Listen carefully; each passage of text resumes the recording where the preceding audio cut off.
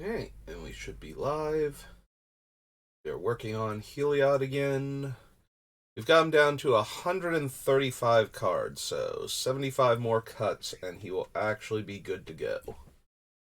We're starting to get to the parts where figuring out exactly what we're cutting is going to get harder and harder.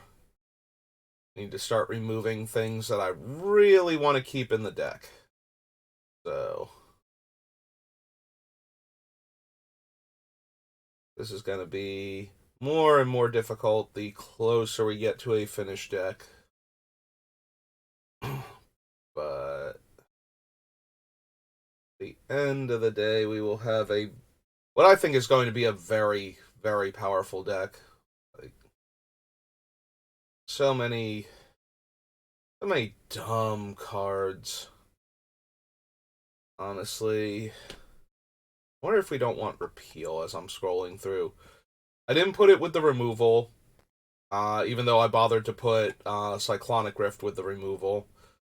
Um, it bounces almost anything once we're going off for a blue man. In fact, yeah, it bounces everything that can be targeted by it for a single blue mana when we're going off and draws us a card. And that's okay. Not 100% necessary, though.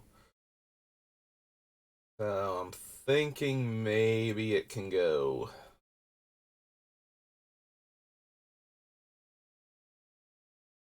Yeah, we also might not need recurring insight. We have so many ways to draw cards that even the ones that let me draw an absolute monster pile of cards for a couple mana probably aren't super necessary with how many other things we have in the deck, so that are more towards what we're trying to do. Like, if we're stopping our opponents from playing spells on our turn, it doesn't matter if I cast, a 15-point prosperity to get more cards into hand or something. So, the fact that they are also drawing cards is basically negligible for what we're doing, so I don't need cards that only affect me. Alright, so what was the other thing I was just talking about? Was the bounce card repeal. Yeah. I think we are safe to cut that. I'm pretty sure we can cut the recurring insight. I cut a bunch of cards like recurring insight the other day, and maybe it's just fair to cut all of them and just focus on the ones that let me do what I'm trying to do. We also might not even need Consecrated Sphinx, as funny as it is in this deck. Um,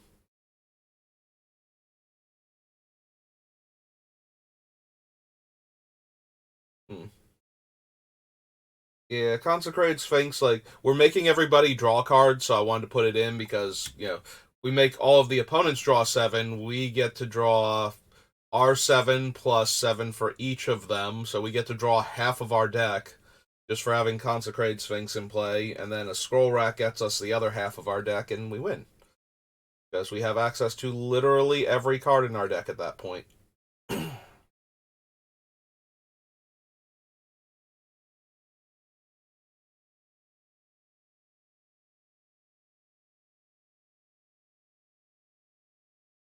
Mm. Yeah, we're probably not going to need something silly and fun like the approach. The approach can win us the game a lot faster. We don't have to keep digging constantly for one of our things. Also, the other thing I have to take into account is diminishing returns, like having a few extra ways to just win the game, like Approach of the Second Sons,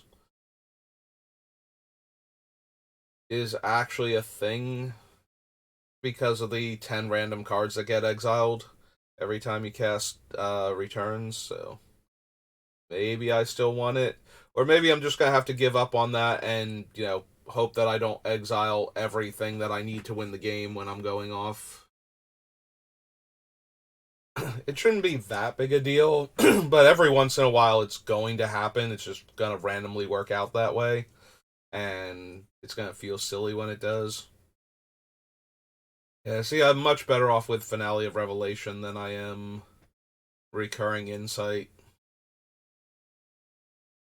Gives us another reshuffle back into the deck, and no maximum hand size, and a giant pile of cards to work with.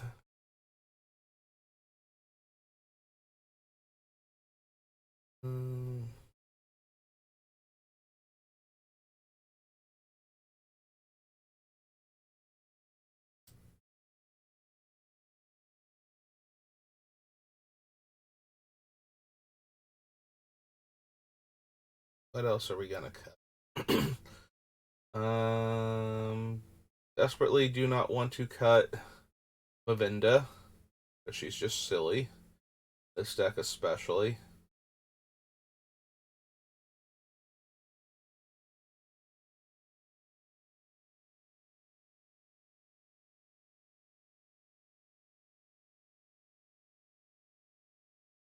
We might be able to cut like time warp, capture, and temporal manipulation. We have time stretch in the deck and expropriate, neither of which are actually essential to the deck either. They do let us attack with the Eldrazi Titans, but if we take away every single in-play resource the opponents have, which is something this deck is actually very capable of doing, then we don't care about the extra turns. Also, taking an extra turn, the new turn we have won't have the massive discount until we cast another Time Twister effect, so I don't think we need a bunch of Time Walks. We just need like one or two, and I think Expropriate and Time Stretch are just way more potent and the same casting cost when we're doing our thing, so. And I don't think we need like a 5-mana Time Walk effect to get done what we're trying to do, so. Yeah, I think we can cut. Oh no, it's time reversal. We want capture. We want temporal. And then we want time warp up under Tempest, so.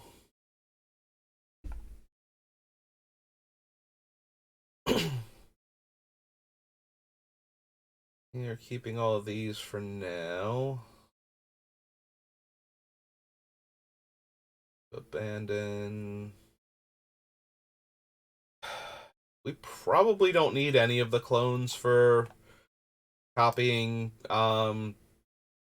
So if you copy Heliod, the way he works, just pop over to him real quick. Oops. Pull that back up.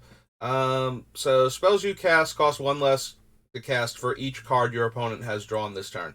Heliod does not need to be in play on this side of himself to like either like in play or on this side. If you put him into play after your opponent has drawn 10 cards and flip him, your spells cost 10 less to cast. He just cares about how many cards your opponents have drawn this turn. So if we copy a Heliod that's already flipped, we double the discount that we're getting. So if we cast a Time Twister effect with 3 opponents and we're at negative 21, and we copy Heliod with one of the things that doesn't get killed by having 2 of the same legend, so Sakashima or Duplication or Spark Double, then our spells now cost negative 42 to cast instead. So, for situations where we actually care about how large the X in our X spells are, because we can deck all of our opponents with the spells that let us target a player to make them draw X. Assuming that we don't just want to go find one of our Lab Maniac effects, put that into play, and then target ourselves with all the card draw. And that's kind of why I'm thinking we don't need it. Like, at no point in time, once we are at negative 21 to our mana cost, I think we have won the game. I'm pretty sure there is almost nothing we need the other ones for that we can't get by casting another Time Twister after drawing 21 cards off of a spell. Because a lot of the times that's what's going to happen is we're going to make their spells, or we're going to make our spells negative 21 to cast, And then we are going to target ourselves with Stroke of Genius for 18, or no, it's 19. For 19 and draw 19 because it's blue and 2, so minus the 2 leaves us with a negative 19 for X. So, yeah, I don't think we need any of the clones that I had originally put in here, so get rid of Sakashima, get rid of Arenicus's duplication, and we can get rid of Spark Double. So, Time Warp and Spark Double still need to get cut.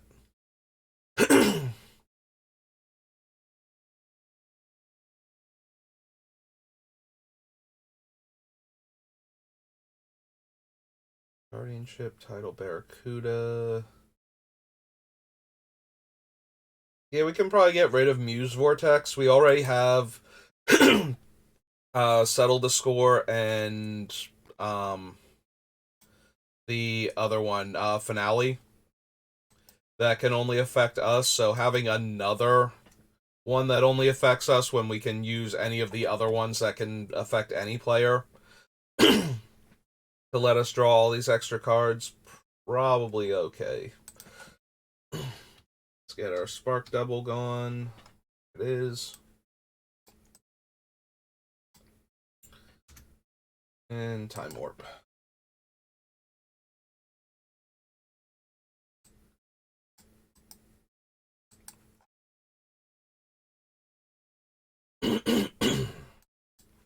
Alright, so 1, 2, 3, 4, 5, 6, 7, 8, 9.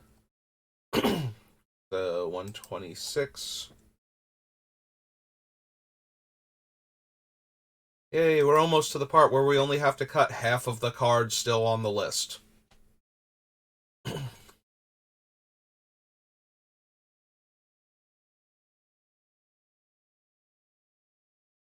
Alright, let's clear all.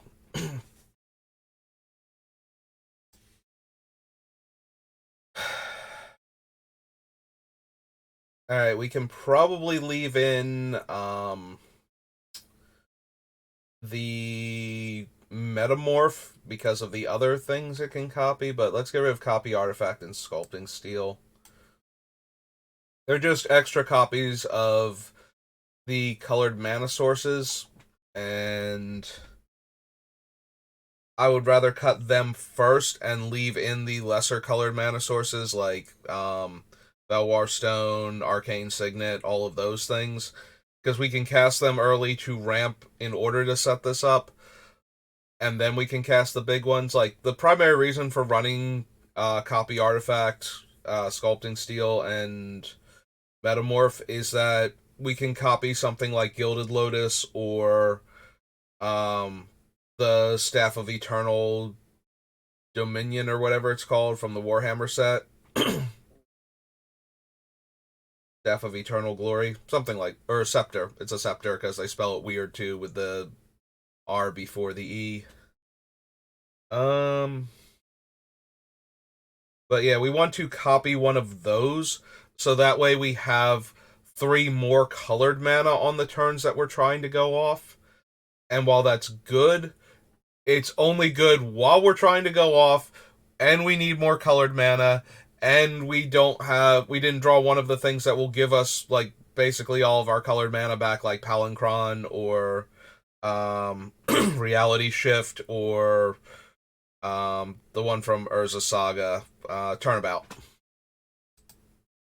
So they do help though, especially the Sculpting Steel and the Metamorph, because they can be played strictly with colorless mana. Copy Artifact does need 1 blue, but it's also cheaper, so it can ramp us beforehand. Like, if we tap the Lotus for 3 blue and we cast Copy Artifact, now we have access to 4 blue still in that same turn, even without all of our other shenanigans going on. Yeah, it's easy to think, well, you're going to have infinite mana, so why does it matter? But we need to get to that point first, so A lot of these cards are about making sure we actually survive long enough to have infinite mana to do the cool thing, so. And get rid of Sculpting Steel.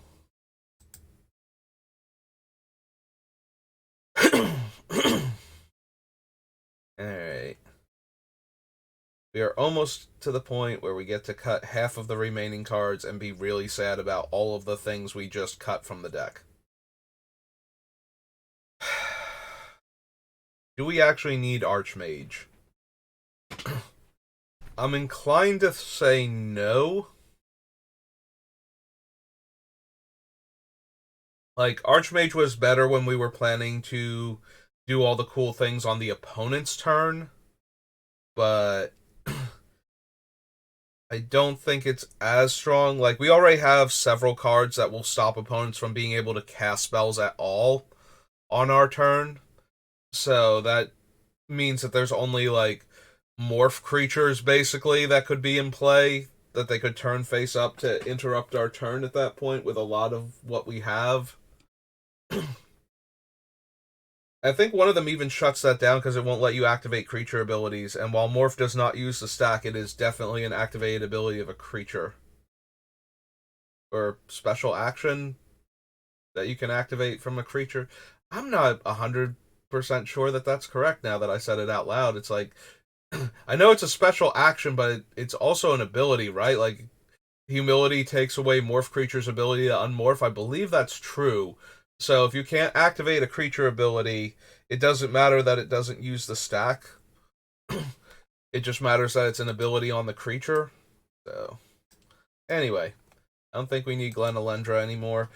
The idea was that when we're going off on the opponent's turn, we can flash in Glen Elendra for blue mana, like a single blue mana, and then have access to 2 counter spells for non-creature effects. So we have like 2 negates just sitting there. But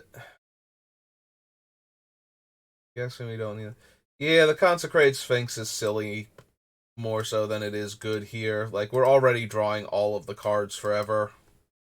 Once we get to this point, there's no real benefit. It feels like it should be in the deck because of what we're doing and what we're trying to do, but I think end of the day, it's just like win more than it is actually helping anything, so.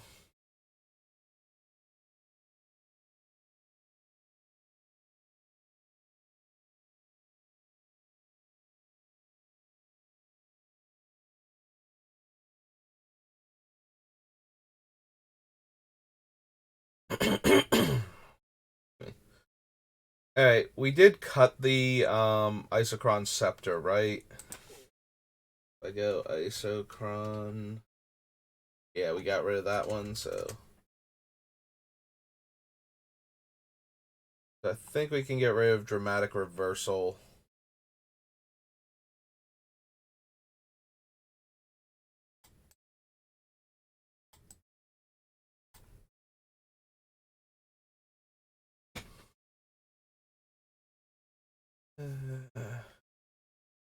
We can probably get rid of Rebuild, too. We have Paradoxical Outcome and Heracle's Recall.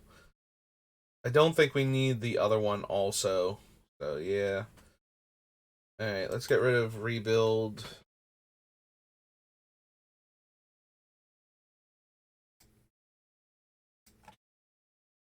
And go back down to Paradoxical. Yeah. Keep the Reservoir for now. Walking Ballista, Approach of the Second Sons, Commit to Memory, Emergency Powers, Smothering Tithe, Alley, Jace, Heliod, Soul Guide, Lantern. Did we cut the Lion Sash? I'll have to see when we get down lower. Like, it might. I was gonna say it might still be in there as another graveyard hate card.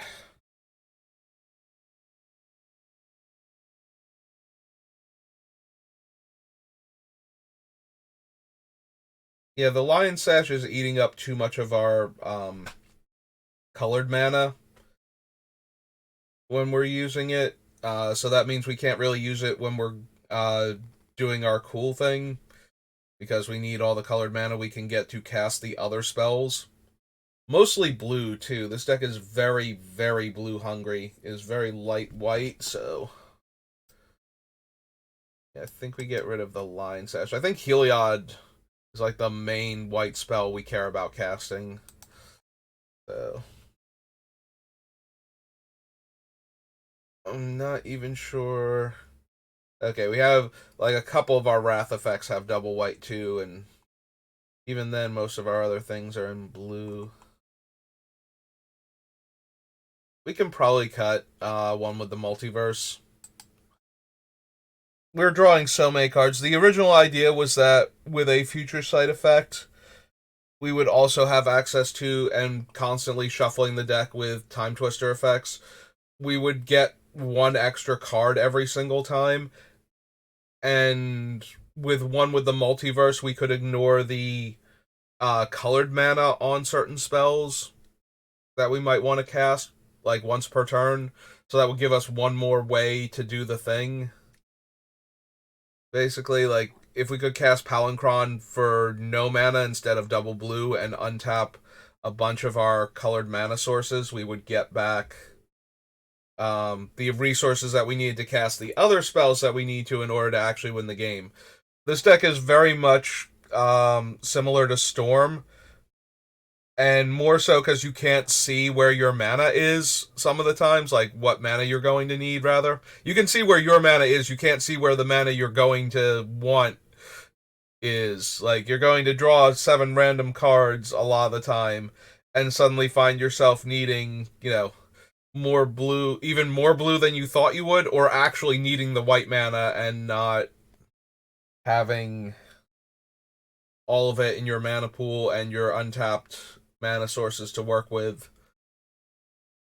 So, yeah, this is one of those decks where you kind of have to plan ahead for what you might draw. So, one with the multiverse is in here to ease that burden a little bit, but I don't think it's actually good enough. Also, if I was going to do that, I might as well just run Omniscience instead with the way the deck is built. Like, Omniscience does a better job of that, and we might supposed to be adding Omniscience to this deck just to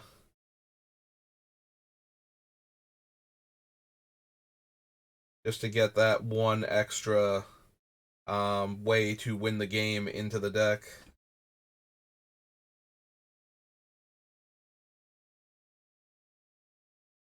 Yeah, once we have Omniscience in play, we only need the blue mana for the X spells.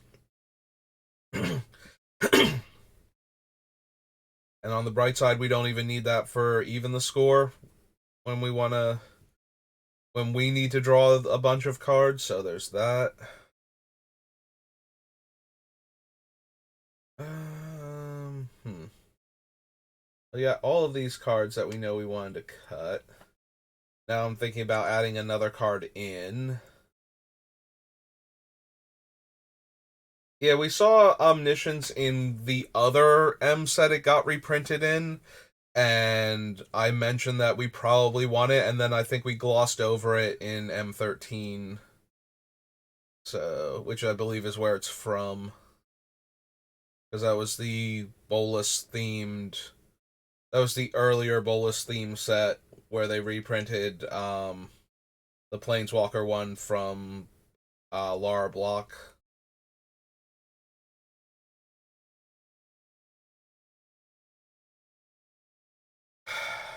I don't think we need Ageless Insight and Alhammarat's Archive. In fact, I'm not even sure we need either, if I'm being perfectly honest. We're keeping the Archive, though, because it also works with the, what's its name? Aether Reservoir. The one that lets you pay 50 life to deal 50 damage and keeps gaining you life. I think it's Aether Flux Reservoir. I could be wrong, though. We just saw it before. and I was talking about last night to somebody who was looking for advice slash ideas for building a more competitive commander deck. I tried my best to help them, but I really don't know like I have seen a few things tangentially related to like high-end competitive EDH, like things that win in a few turns out of nowhere with like two card combos that you don't really get a chance to interact with if you don't know that they're coming and haven't drawn the appropriate interaction on top of that. So trying to help somebody figure out what cards they should run as counter strategies to those. I mean, I did recommend the Trick Bind because that is going to be my one-stop shop for dealing with Thassa's Oracle. And it also, if they are not actually infinite, if they just gained an arbitrarily large amount of life and they shoot everybody, you can always Trick Bind the reservoir at you, and maybe that's good enough. Probably not, though. With the reservoir, you probably need to kill it before it gets out of hand. Alright, so we got 1, 2, 3, 4, 5, 6, 7, 8, 9. 9 more cards off the list. Well, that brings us down to 117, so almost every other card has to go now. And then possibly figure out getting Omniscience back in. Alright, so clear those. Alright.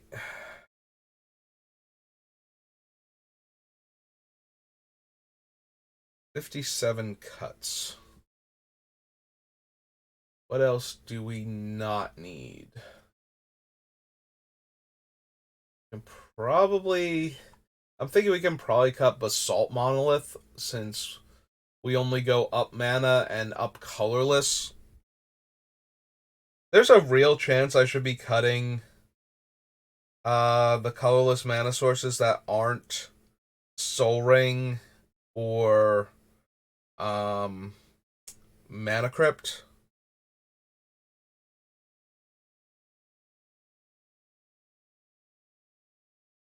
Like, we do have stuff to do with colorless mana sources, and the early ramp is certainly helpful.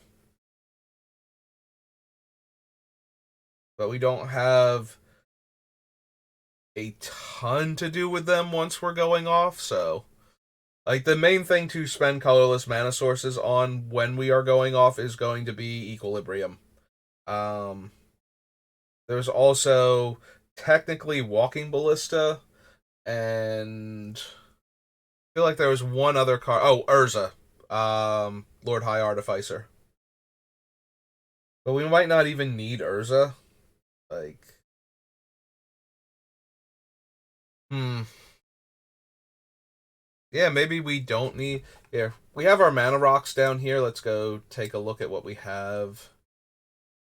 Section them off so that way we could think about them individually. So if we kept Soul Ring and Crypt, we lose 1, 2, 3, 4, 5. I think we leave the Everflowing in 6. So we lose 6 mana rocks out of the 1, 2, 3, 4, 5, 6, 7, 8, 9, 10, 11, 12, 13, 14, 15, 16, 17, 18 that we have. So we lose a third of our mana rocks. But at the same time, we do not have room for all of them. So they might actually have to go.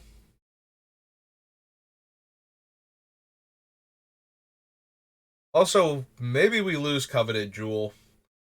This looked like the deck for Coveted Jewel because it lets us draw 3 cards. So when we're going off, we get to cast Coveted Jewel for 0, draw 3 cards, and add 3 mana. And the more I say that, the more I want to keep my Black Lotus Ancestral Recall.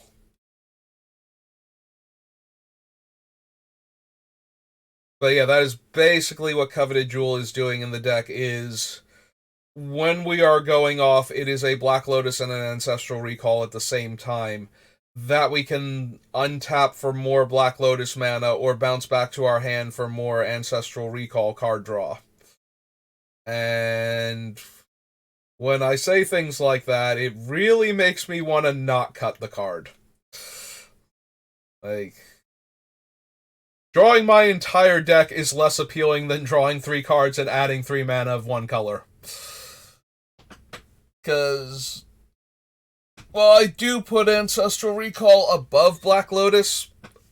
Like, by the narrowest of margins, most people put Black Lotus as the most powerful card in Magic. I give it to Ancestral Recall.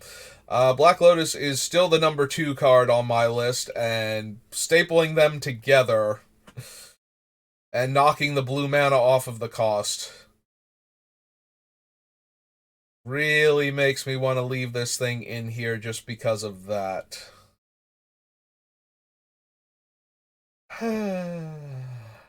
So I guess we're going to for right now, but yeah, I think we can get rid of most of the colorless mana ramp, like the things that only ramp us colorless.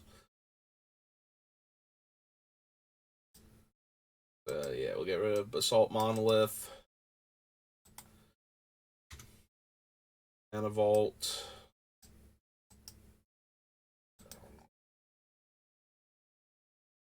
Mindstone, for Monolith, Dynamo,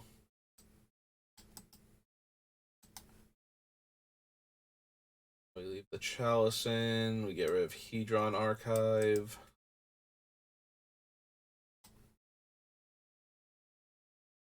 I think that's it. 1, 2, 3, 4, 5, 6. So that leaves us with 12 mana rocks in the deck. Most of which cost 2 to 3 mana. And the ones that don't produce 3 plus mana, so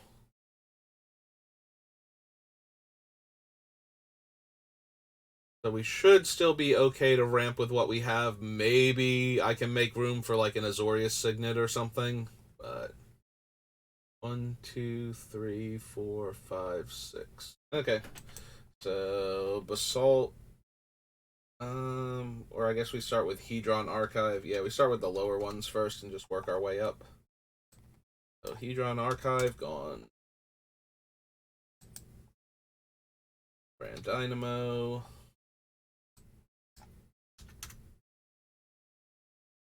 Grim Monolith.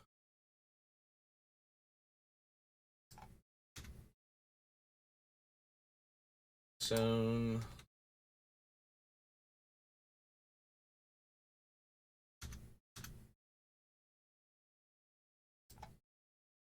Mana Vault.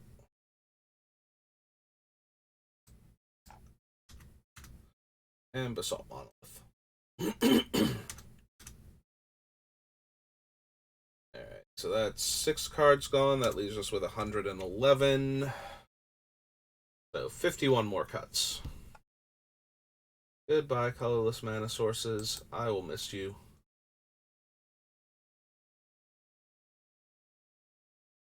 We had a list down here of all the extra draws, right?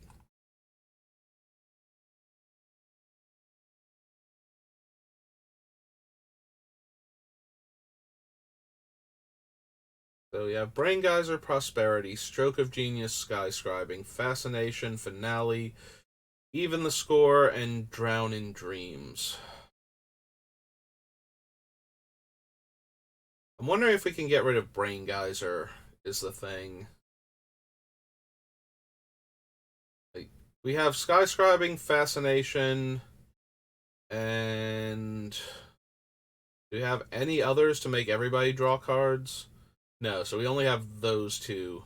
Oh, prosperity. Okay. So we have prosperity, fascination, and skyscribing to make everybody draw.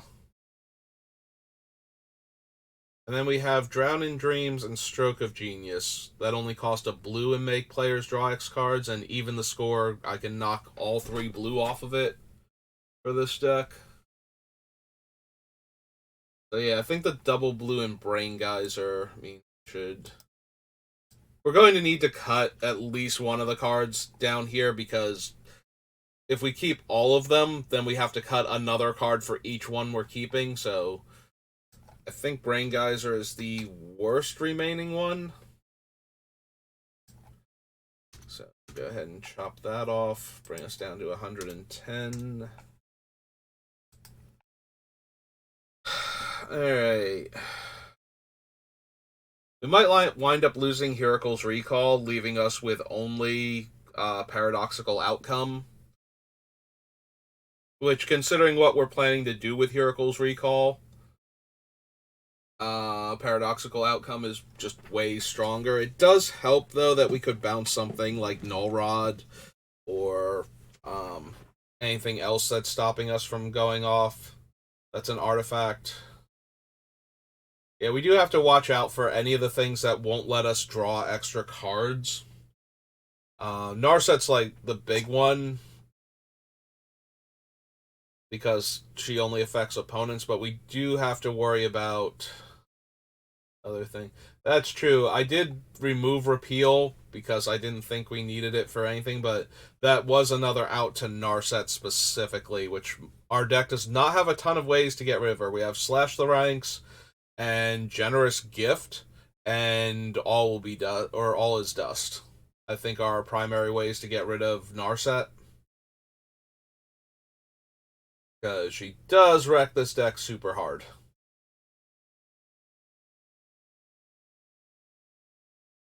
Alright, we still have Misdirection. Do we still have the Cold Snap one though? We do have Commandeer.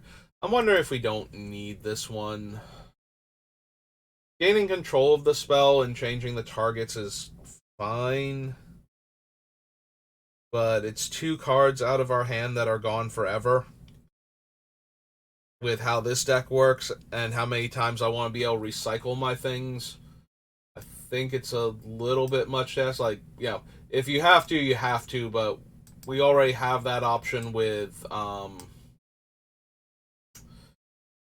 Misdirection. Although Commandeer does work on things like Narset, right?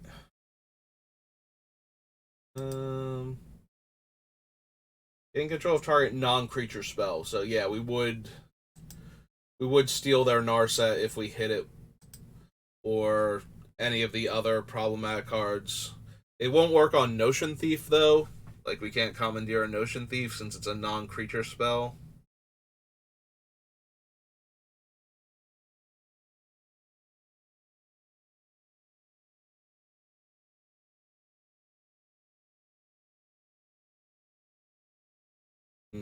I'll have to consider it a bit more.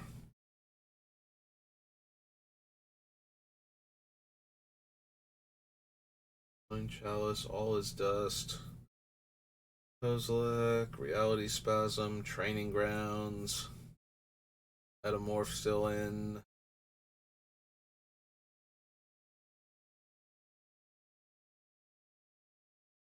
Yeah, maybe we don't need Burnished Heart.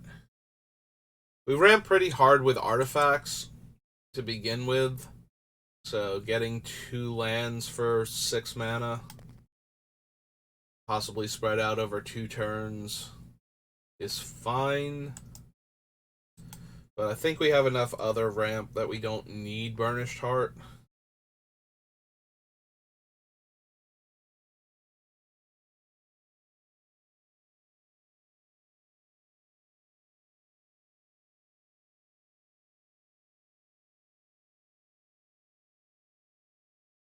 Dismissal, Vexing Scuttler, Paradoxical Outcome, Disallow, Walking Ballista. Yeah, I think the approach is unnecessary.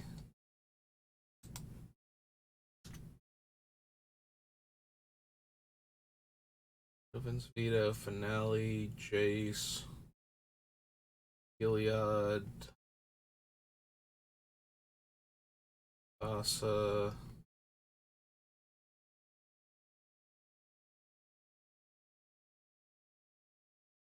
Do like Mavinda, solve the equation. Yeah, solve the equation definitely has to stay in here. Just being able to put one of our instants or sorceries into our hand in the middle of all of this is going to be huge. Like, more, I was looking at the other tutors and wondering, but solve the equation definitely needs to stay in.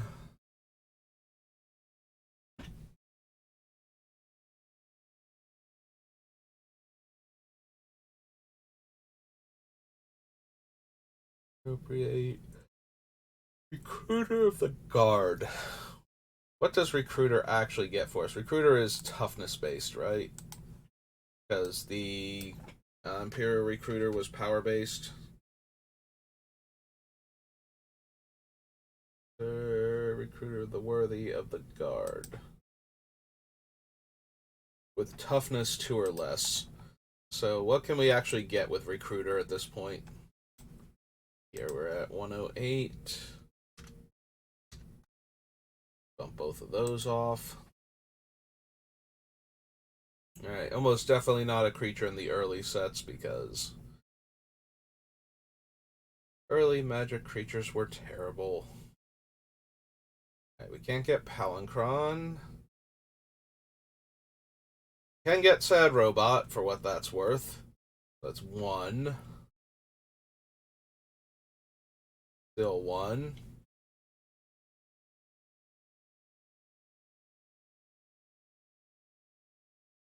No, I don't think we can grab any of these Eldrazi Titans. We can get Phyrexian Metamorph, so that's 2.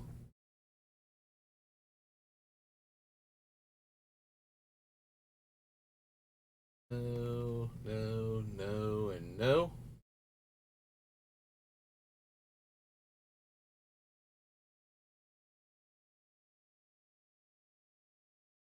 Wait a minute. We had 2 before, but where is... Yeah, we passed over Lab Maniac, who is 3. Somehow I completely missed him. I'm like, I'm in Shadows over Innistrad, and I was like, well, Lab Maniac is 3, and he's not there. He's like, wait, he was original Innistrad. That's 3. Walking Ballista is 4.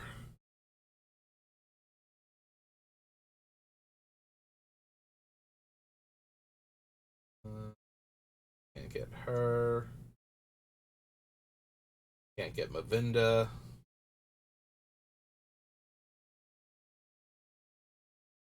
Eternal Wanderer. Time Reversal. Can get Grand Abolisher, which is 5. And Spell Seeker, which is 6. Can't get the Captain.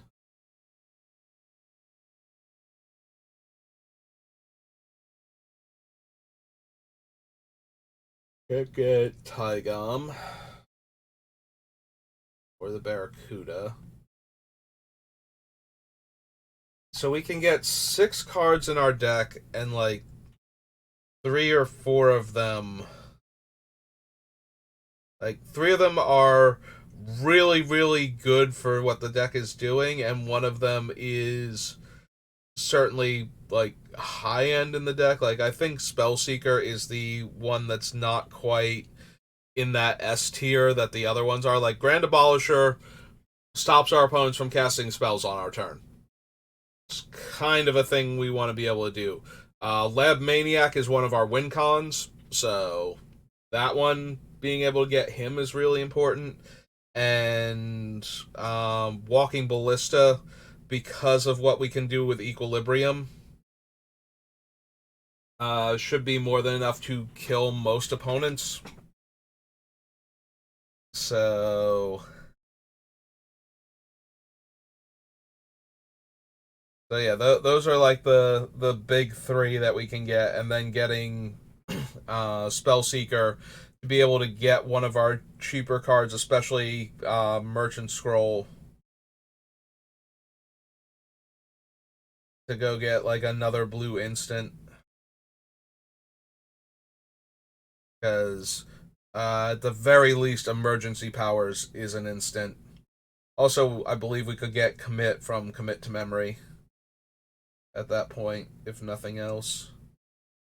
So we can tutor for 2 of our wheel effects um, with Merchant Scroll, and we can tutor for Merchant Scroll um, with the Spell Seeker. We can also get Mystical Tutor if we have a way to draw the card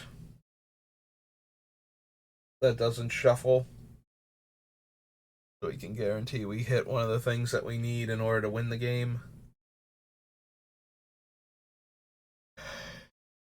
It's close. Like, we have so much card draw that tutoring for a specific card, even in a 100 card deck, isn't as essential as it normally would be.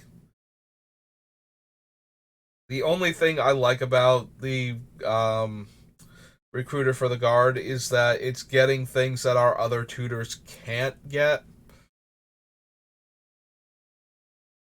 And the biggest one of them, I think, is the Grand Abolisher. Like, not letting our opponent play spells on our turn seems like the best thing that we're going to get.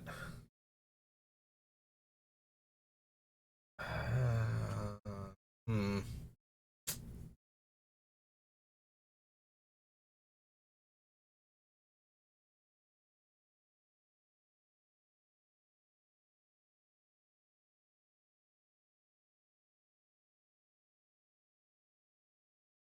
Alright, real quick.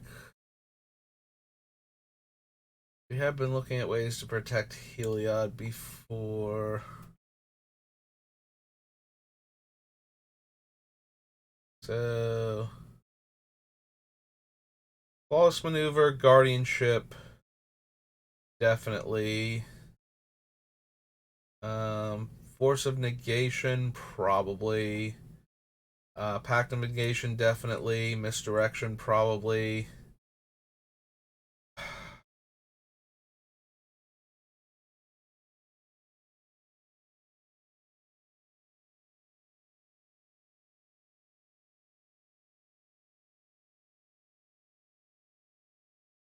Maybe we don't need timely ward, and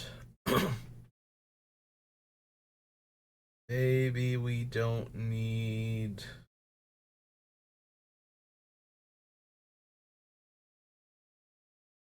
Maybe we don't need timely ward, but we probably don't need at least one more of these, possibly 2 or 3. Maybe we don't need Linvala to protect him, like, because then we run the risk of somebody trying to kill Linvala first and forcing me to use it, so that way, because Linvala has to be in play if Heliod's not flipped, and if Heliod is flipped, I don't know where we got the white and blue mana necessary to cast Linvala in the same turn, because casting and flipping Heliod is already pretty mana intensive.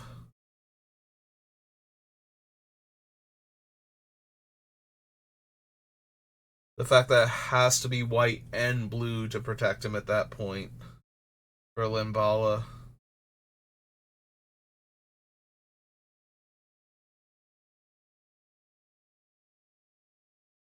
Like, I want to be able to protect Heliod from as many things as possible.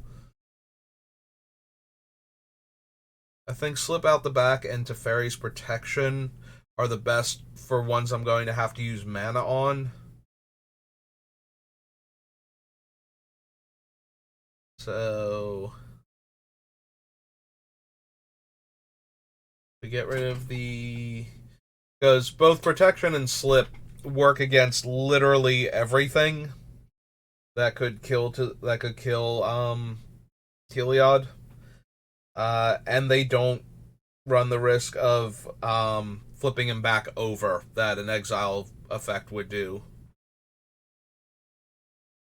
Like, normally the thing I would go for most to protect a creature would be completely taking it out of the game for a turn, So we really need the ones that can do that without um flipping Heliod back over is the big thing. So Teferi's protection and slip out the back. So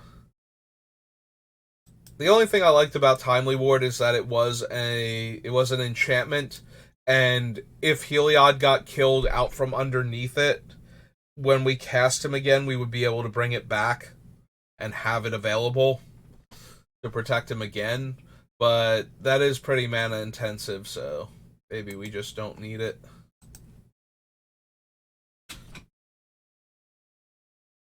Yeah, the biggest thing about cutting the colorless mana sources might be not having enough mana to cast and flip Heliod in the same turn cycle and protect him. Which means that what's likely going to happen then is if Heliod dies the first time, we have to just cast him face up and protect him until our next turn, then flip him, and then try to go off in that turn to break up the mana costs enough. Because if it's costing us like 6 to 8 mana to cast him, I don't see us having the other 3 minimum necessary to flip him and still have the resources necessary to protect him until we get to our next turn.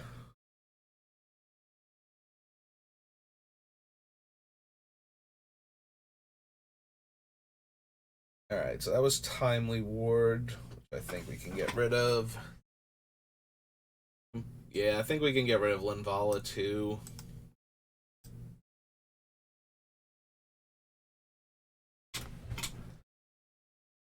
Alright. Maybe we keep Commandeer and get rid of Misdirection.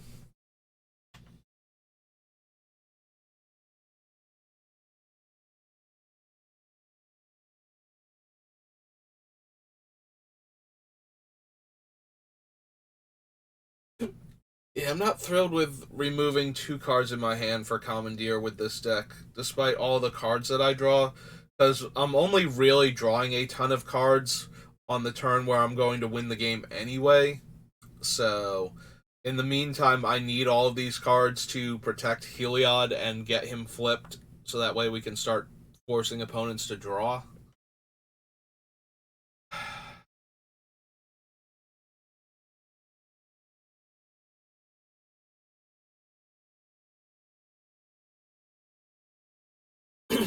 We do also have the problem that Pact of Negation is no longer the game-winning card it was beforehand. So originally, when I was building the deck, we thought we might go off on the opponent's turn, and therefore had access to certain other cards. Pact of Negation, the big thing about it is if we counter the spell that tries to kill Heliod while we're going off on somebody else's turn, then we never get back to my upkeep to have to pay for Pact of Negation, unless I've already decimated everybody's field and or I ran out of steam entirely and had nothing. One or the other. I guess I still want it in case somebody tries to, but the problem is nobody should be able to try, is the issue, once we get to this point. So the Pact of Negation, if we have to tap out for it on my upkeep to pay the don't lose the game clause on it, then we probably don't get to win that turn with a flipped Heliod that we were protecting.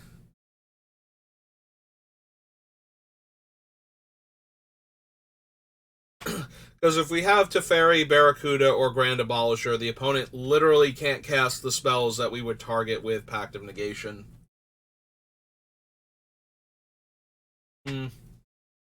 So maybe we do lose Pact.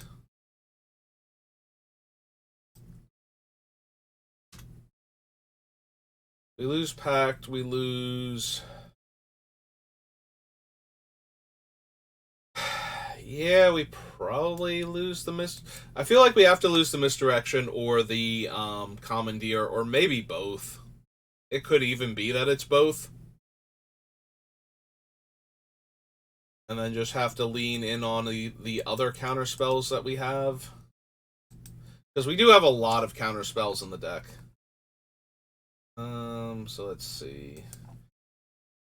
Get rid of Timely Ward.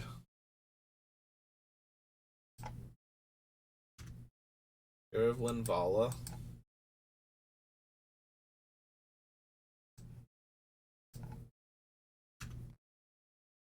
Get rid of... Yeah, I think we do get rid of Pact and we get rid of Misdirection. Wrong Pact. Oh, yeah. And Misdirection.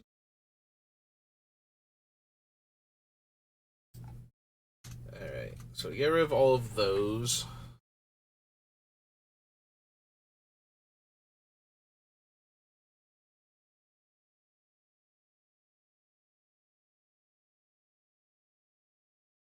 Heliod, Trickbind.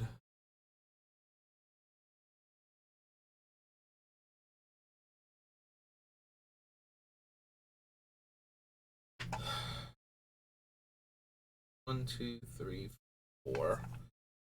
Alright, let's come up here and bump that off first. Clear these. Then we can think about it. Yeah, we're keeping Counterspell, Mana Drain, Force of Will.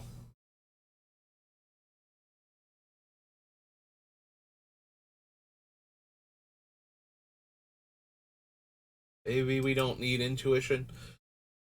We don't need all of the tutors is the issue, but we do need some of them to make sure that we have the one or two cards that we need in order to win the game.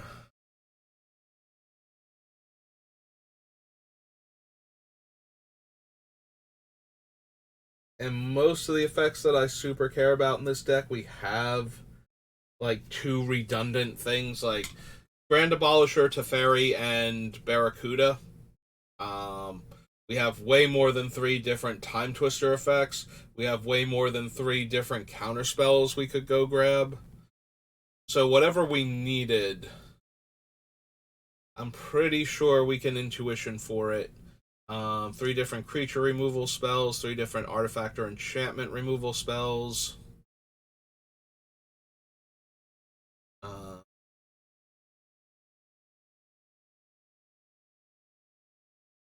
so that way, when we cast Intuition, if we desperately need something, there's um, a Karn Great Creator or something stopping us from generating enough mana with our artifacts, and we need to kill him real quick, or we need to get rid of I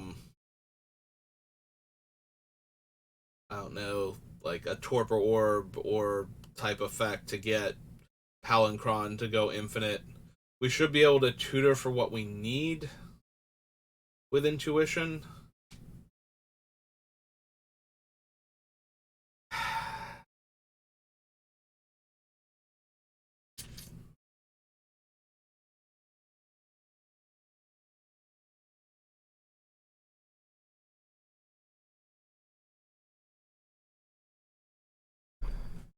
Also, we get to shuffle the other two cards back in a lot of the time. So it's not like, oh, we cast Intuition now. We don't have access to the other things also. Um.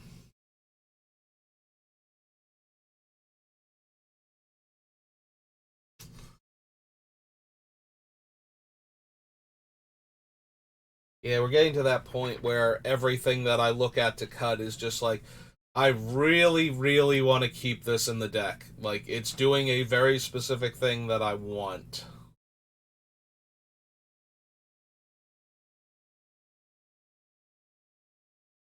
Time Stretch, Temple, Gilded Lotus, Solemn Simulacrum. It might actually be Solemn Simulacrum. Like, I do love Sad Robot. He's a good ramp slash value card. He is a good ramp slash value card. That is the main problem with Sad Robot. Like, we'll cast him on a different turn before we go off, and we'll have one extra mana to work with. And then if he dies, we get to draw a card. Uh,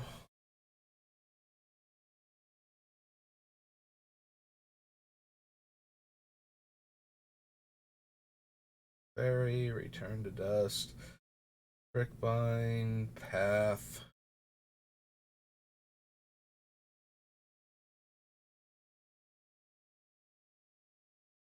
Some Training Ground, Ulamog, Metamorph, Lab Maniac,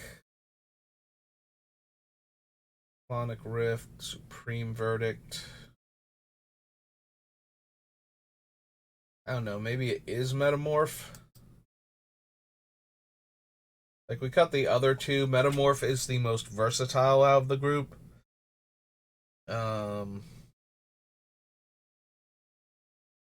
and is technically castable for 0 mana on top of that.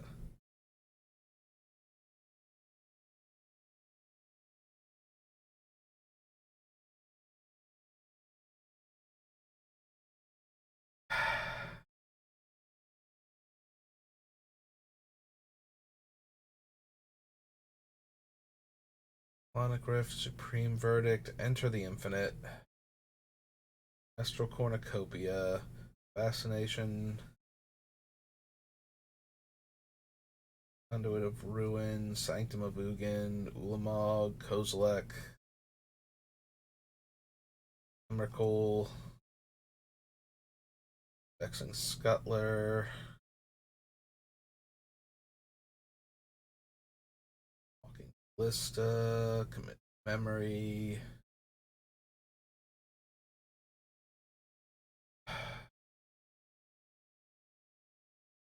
Base Wielder of Mysteries, Heliod's Intervention, Soul Guide, Lantern, Thassa's Intervention. Maybe we don't need the Thassa's Intervention either. We already cut the Muse Vortex and a couple of the other cards. Like, Thassa's Intervention is in here mostly for the card draw, not the counterspell aspect, and much like Pact of Negation, when it's already on and at maximum strength, opponents shouldn't be able to do anything anyway.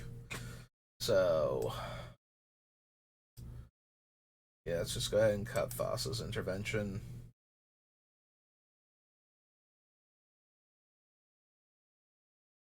Pyrite, Mavinda.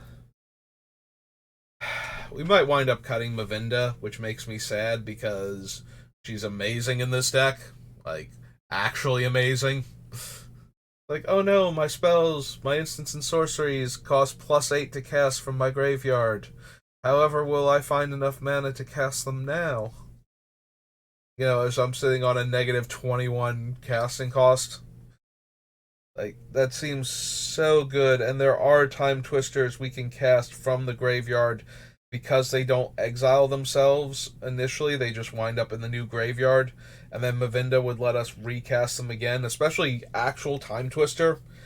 Like, and then it would be on the stack, and then it would be in the graveyard again. We can't activate Mavinda again that turn, but that's still absolutely ridiculous.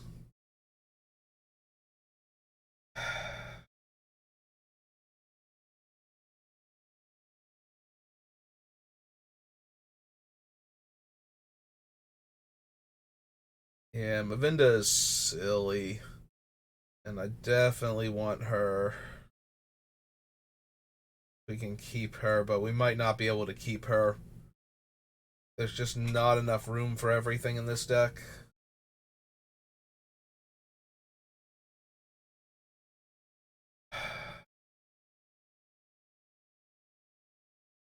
We don't have any comes into play abilities, which makes me want to keep Norn.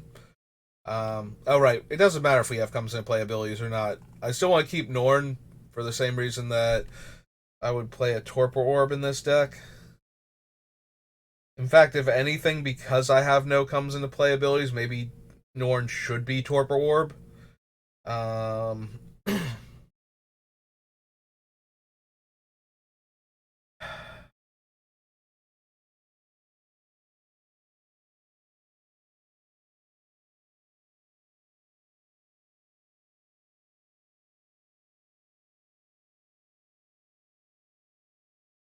like, Norn might actually supposed to be Torpor Orb just because of that, but we'll figure that part out later.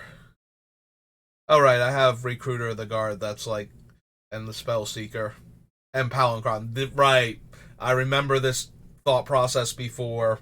And I'm like, what comes into play abilities do I have left? And yeah, I have three of them, and we're not cutting Palinchron, I don't think. Like, Palinchron just wins us the game with infinite mana, like actual infinite mana, as opposed to um, the massive reduced casting cost. Because of the massive reduced casting cost, Palinchron gives us infinite mana. When we knock that 5 off the front end of him, and it only costs 6 mana to play and bounce him, and he untaps 7 lands, it's very, very easy to just generate infinite mana then. And then we can cast, like, arbitrarily large Stroke of Genius, or the other one, the one from the commander sets, and just deck an opponent who's otherwise not going to die for whatever reason. I don't know how they're going to not die, but just the ability to generate infinite mana and keep going with the deck is kind of where I want to be at. So it either has to be Palinchron or Omniscience, and maybe both. Hmm. All right.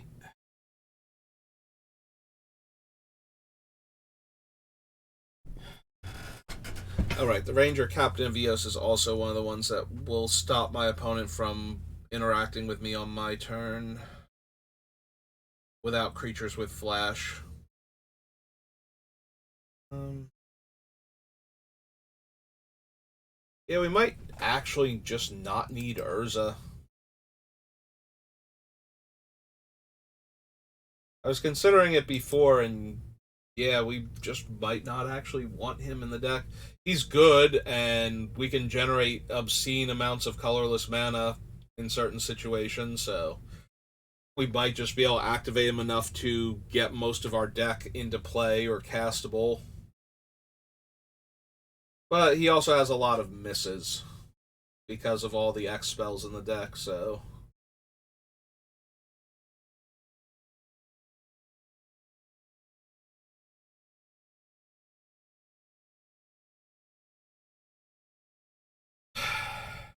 Maybe we don't need Tygom. Like, not being able to counter our spells is fine, but I'd rather just. Like, I need to protect Heliod, so I need my opponent not casting their spells, not stopping my spells from resolving, so.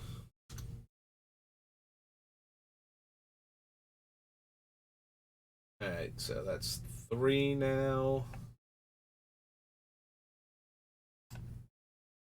That brings us down to 101. Alright. I've been going for an hour, and I'm going to need to take a break now. Not for the usual exhaustion reasons, but other stuff I feel coming on, so we'll just take that break now. I'll be back later. Depending on when I come back, or yeah, when I'm ready to come back, this might be either a little bit later or much later, because I do have to get my brother and get him to work in a little while, so I'm not. So I'll be on. I'll be back on somewhere either like an hour from now for a little bit, or a few hours from now. But that's gonna do it for right now. Thanks for watching, and if I don't see you later, have a good rest of your day.